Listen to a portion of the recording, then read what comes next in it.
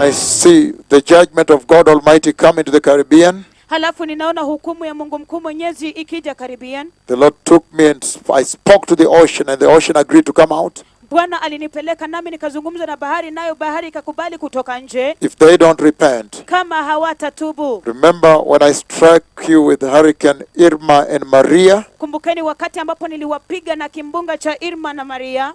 And devastated all the nations of the Caribbean. Na kuangamiza kabisa na kuathiri mataifa zote za Caribbean. I came there. I came to Puerto Plata and I warned you. I did a big meeting in the stadium. Nilikuja Puerto Plata, nikawaonya, nikafanya mkutano mkubwa kabisa katika uwanja wa kitaifa. And warned you to repent. Nikawaonya mtubu. I went also and did a big meeting in Ciudad Santiago. Nikaenda pia nikafanya mkutano mkubwa kabisa kule Ciudad Santiago. Big meeting in Higwe. Mkutano mkubwa kule Higwe. And then the Lord struck you. Halafu Bwana akawapiga. Once more, again the Lord is warning, asking you to repent. Mara nyingine tena Bwana anaonya akiwauliza ninyi mpate kutubu. He has commanded repentance in the Caribbean. Ameamrisha toba katika Caribbean. And in this tremendous judgment of Yahweh, na katika hukumu hii ya kutisha kabisa ya Yahweh, the Lord saw that you did not repent in the Caribbean. Bwana aliona ya kwamba hamkutubu kule Caribbean. And then he asked me to line up the islands together in one line. Halafu akaniuliza nizipange vile visiwa pamoja katika foleni moja. And then the storm came from the ocean and struck them down all. Halafu dhoruba ikaja kutoka katika bahari na kuwapiga nyote. Remember last time when I struck you, even the island of Barbuda was deleted.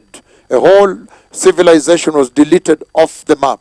Kumbukeni ya kwamba ule wakati mwingine ambapo niliwapiga, kisiwa chote cha Barbuda kiliondolewa kabisa, kikatolewa kikamilifu kutoka kwenye ramani. The Lord is still demanding for repentance because of the homosexuality and sexual sin in those islands there in the Caribbean, those nations where many tourists from all over the world come, and gay weddings, gay parties, orgies going on there, and prostitution, heterosexual prostitution.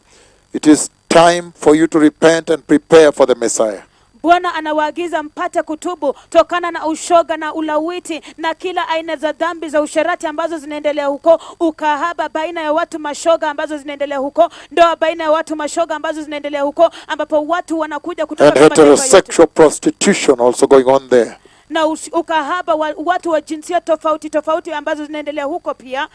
Hivyo basi Bwana anawauliza ya kwamba mpate kutubu, la sivyo hukumu ya Mungu inakuja.